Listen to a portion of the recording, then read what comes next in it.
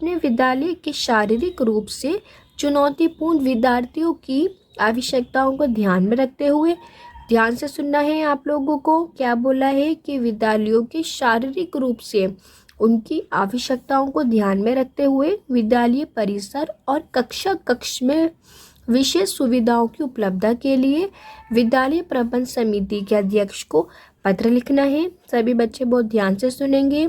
इसने बोला है कि विद्यार्थियों की शारीरिक आवश्यकताओं को ध्यान में रखते हुए हमें विद्यालय परिसर कक्षाओं में सुविधाओं को उपलब्ध कराने के लिए हमें प्रबंध समिति के अध्यक्ष को याद रखना है। विद्यालय के प्रबंध समिति अध्यक्ष को पत्र लिखना है। सबसे पहले आप लोग क्या लिखोगे? सेवा में के बाद आप लोग क्या लिखोगे? अध्यक्ष को। ये पत्र हम किन्हें लिख रहे हैं? विद्यालय के अध्यक्ष को, तो उसने यहाँ पे लिखा गया है अध्यक्ष। उसके बाद आप लोग स्कूल का नाम लिखोगे, DAV विद्यालय प्रबंध समिति। अब जिस भी क्षेत्र में आपका स्कूल है आप यहाँ वो लिखोगे, जैसे यहाँ दे रखा है रामनगर नई दिल्ली। उसके बाद आप लोग विषय लिखोगे, याद रखना है, एक लाइन छोड़नी है आप लोगों को यहाँ पर। फिर विषय लिखना है, शारीरिक रूप से चुनौतीपूर्ण विद्यार्थियों के लिए विशेष सुविधाओं की उपलब्धता। सभी बच्चे बहुत ध्यान से सुनेंगे। विषय लिखने के बाद एक लाइन छोड़ करके महोदय लिखने के बाद पत्र लिखना शुरू करेंगे।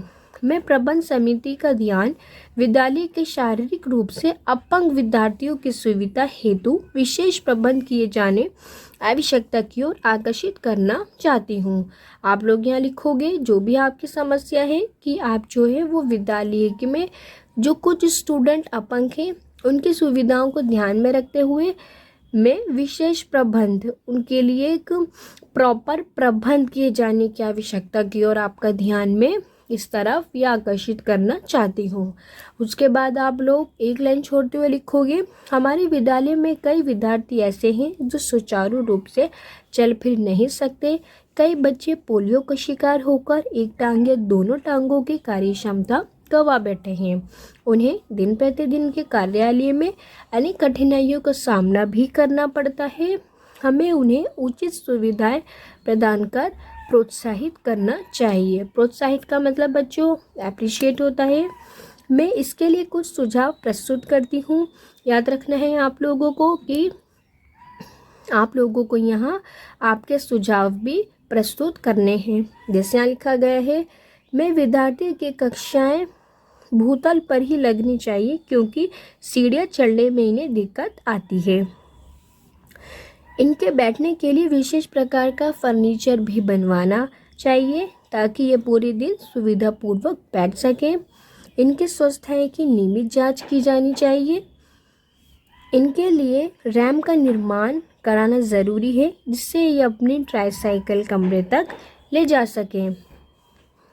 इन्हें आर्थिक सहायता दी जानी चाहिए।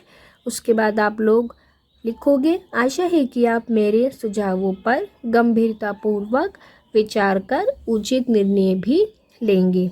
बच्चों उसके बाद आप लोग लिखोगे यहाँ धन्यवाद सहित भवदिया सुमुन शर्मा। आप लोग यहाँ अपना नाम लिखोगे।